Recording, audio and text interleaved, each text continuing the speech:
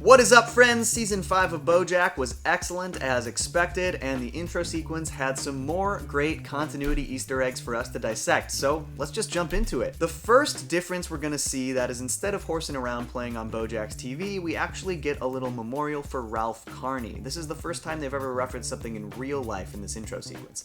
Ralph was a legendary musician who died last year, and his nephew Patrick Carney actually produced the amazing BoJack Horseman theme song we all know and love, and he's worked on some other music for the show as well. Second, at the end of season 4, BoJack's mother Beatrice's belongings were still in his living room and kitchen, and they've been removed for this season as she was taken to live in a nursing home last year. Additionally, Hollyhock's carrot pillow has disappeared, as well as the tape that was left all over the window from the photos of her family. The last thing in this scene is that the coffee maker Beatrice used to drug Hollyhock is no longer on the counter. The major scene change in this year's intro is that instead of the trippy drug sequence from season 4, we see the set of Filbert, BoJack's brand new TV show. Of course, the set of Filbert looks pretty much exactly like BoJack's house, even down to this burned ottoman, which is a callback to season 1 when Sarah Lynn set it on fire. The set scene also features BoJack's co-star Gina, who is wearing headphones listening to the Korn-themed musical she saw as a child, this ostrich crew member, the Filbert showrunner Flip McVicker, Princess Carolyn using 2 phones, which I think is meant to symbolize her attempts to balance her professional life and her personal life as she tries to adopt a child,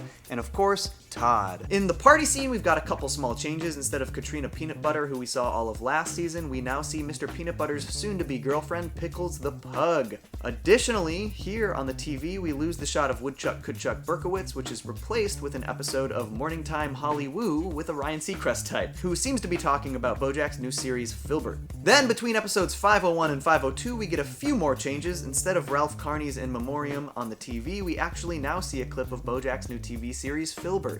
In the Filbert set scene, Todd's clothes change from his normal getup to his suit after he gets a new job as president of ad sales and streamable content for WhatTimeIsItRightNow.com. He's also signing some paperwork given to him by who I believe is his secretary. Todd is also seen wearing the same suit in the party scene from here on out throughout the season. And the last change we see in this episode intro sequence is when Diane and Mr. Peanut Butter are looking down on BoJack in the pool. Diane now has her spiffy new post-divorce haircut. We don't see any more changes until between episodes 503 and 504. BoJack starts seeing his new Filbert co-star Gina. Hi.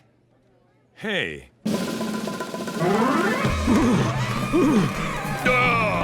So, as expected, Gina can now be seen in BoJack's house during the opening credits in the living room, listening to her headphones, and in the kitchen eating an apple. Then, between episodes 504 and 505, we get a lot of changes to the Filbert set scene.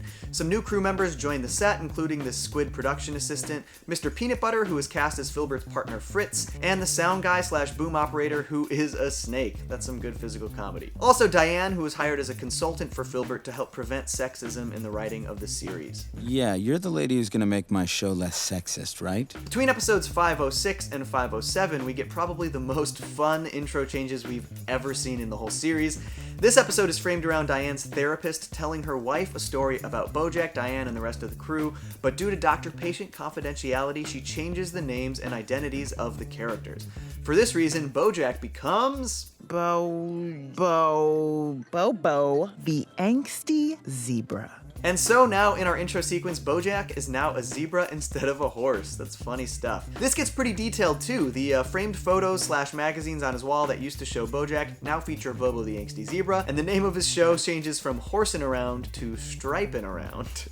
BoJack also changes to Bobo in the scene of Filbert seen on his TV, in both the living room and the party scene. And finally, the title of the series changes from BoJack Horseman to Bobo the Angsty Zebra. Then between episodes 507 and 508, Bobo changes back to BoJack for the duration, and the only other change we see is during the party scene. In this shot, you can now see Mr. Peanut Butter at BoJack's party, but he's actually dressed up as his character Fritz from their show Filbert.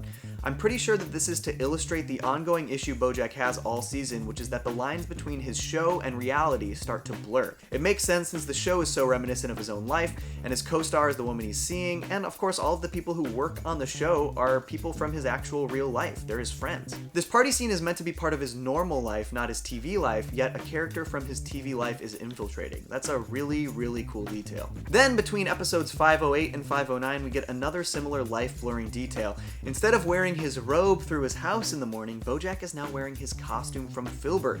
This is once again meant to illustrate that the lines between his real life and his TV life are becoming increasingly unclear.